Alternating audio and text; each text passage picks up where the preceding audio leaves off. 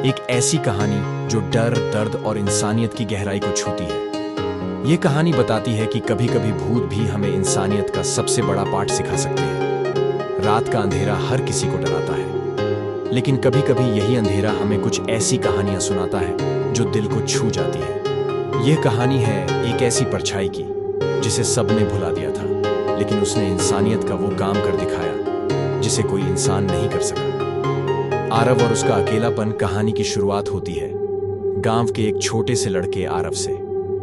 आरव अभी 12 साल का था। हाल ही में उसके माता पिता एक सड़क दुर्घटना में गुजर गए थे। बिल्कुल अकेला हो गया था। उसकी जिंदगी में अब कोई अपना नहीं बचा था। उसके रिश्तेदार भी उसे अपने साथ रखने को तैयार नहीं थे।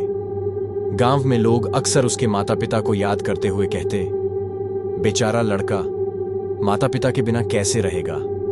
लेकिन कोई उसके दर्द को समझने की कोशिश नहीं करता। आरव का दिल टूट चुका था। वह अक्सर अकेला बैठा रहता। एक दिन वह गांव के पुराने कुएं के पास पहुंच गया। वह वही कुआं था जिसके बारे में कहा जाता था कि वहां एक भूतनी रहती है। लोग उसे अनामिका की परछाई कहते थे। कुएं की परछाई से मुलाकात रात का समय था। आसमान में बादल थे। आरव उस कुएं के पास बैठकर अपने माता पिता को याद कर रहा था। उसकी आंखों में आंसू थे। तभी उसे एक धीमी सी आवाज सुनाई दी, तुम रो क्यों रहे हो? आरव ने चौंक कर पीछे देखा। वहां कोई नहीं था। उसने सोचा कि शायद उसे भ्रम हुआ होगा, लेकिन फिर वही आवाज दोबारा आई। इस बार आवाज ज्यादा साफ थी। तुम्हें कोई तकलीफ है? आरव घबरा गया। उसने पूछा, तुम कौन हो? अनामिका ने हल्की मुस्कान के साथ जवाब दिया, मैं वही हूं जिसे इस गांव ने भुला दिया, लेकिन मैं तुम्हें कोई नुकसान नहीं पहुंचाऊंगी। मैं तुम्हारी मदद करने आई हूं। अनामिका की दर्द भरी कहानी।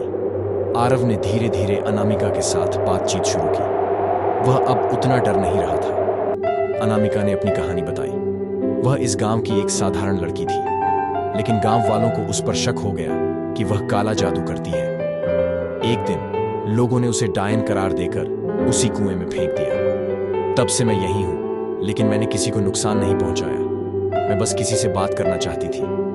आरव की आंखों में आंसू आ गए। उसने कहा, लोग इतने निर्दयी क्यों होते हैं? अनामिका ने जवाब दिया, कभी कभी इंसान अपने डर और भ्रम के कारण सबसे गलत फैसले कर लेते हैं, लेकिन याद रखना, हर आत्मा बुरी नहीं होती। मैं तुम्हें नुकसान पहुंचाने नहीं, तुम्हारी मदद करने आई हूं। कुछ ही दिनों में गांव में अजीब घटनाएं होने लगीं। एक दिन एक किसान का खोया हुआ बच्चा अचानक उसी कुएं के पास मिल गया। किसान ने बताया कि किसी ने उसके कान में फुसफुसाकर कहा था, कुएं के पास जाओ, तुम्हारा बेटा वहीं है। एक रात गांव में भीषण आंधी आई। गांव की झोपड़ियों को नुकसान पहुंचने वाला था, लेकिन किसी ने वक्त पर गांव वालों को जगा दिया। हर कोई हैरान था। लोग सोचने लगे कि यह सब कैसे हो रहा है, लेकिन आरव जानता था कि यह सब अनामिका की वजह से हो रहा है। आरव को सच्ची दोस्ती का मतलब समझ आता है। आरव और अनामिका के बीच गहरी दोस्ती हो गई। अनामिका ने उसे जिंदगी के कई महत्वपूर्ण पाठ सिखाए। एक दिन आरव बहुत उदास था। उसने अनामिका से कहा, लोग मुझे कमजोर समझते हैं। वे कहते हैं कि मैं कुछ नहीं कर सकता। अनामिका ने उसे समझाया, ताकत शरीर में नहीं होती, दिल में होती है। जिन लोगों ने मुझे कमजोर समझा वे गलत थे, और जो लोग तुम्हें कमजोर समझते हैं वे भी गलत हैं। तुम्हें कभी हार नहीं माननी चाहिए। आरव को पहली बार किसी ने हिम्मत दी थी। एक दिन गांव वालों ने आरव से पूछा, तुम्हारे साथ कौन है जो तुम्हें इतना बदल रहा है? आरव ने जवाब दिया, एक आत्मा जो इंसानों से ज्यादा दयालु है, जिसने मुझे सिखाया कि अच्छाई सिर्फ जिंदा लोगों में नहीं होती। कुछ रूहें भी हमें जिंदगी का सबसे बड़ा पाठ सिखा सकती हैं। गांव वाले भावुक हो गए। उन्होंने उस पुराने कुएं पर एक दीप जलाया। आरव ने अनामिका से कहा, तुम्हें इंसाफ मिल गया। अब तुम्हारी आत्मा को शांति मिल जाएगी। अनामिका मुस्कुराई और कहा, मेरा इंसाफ तभी पूरा होगा जब तुम अपनी जिंदगी में सफल हो जाओगे। तुम्हें हार नहीं माननी है।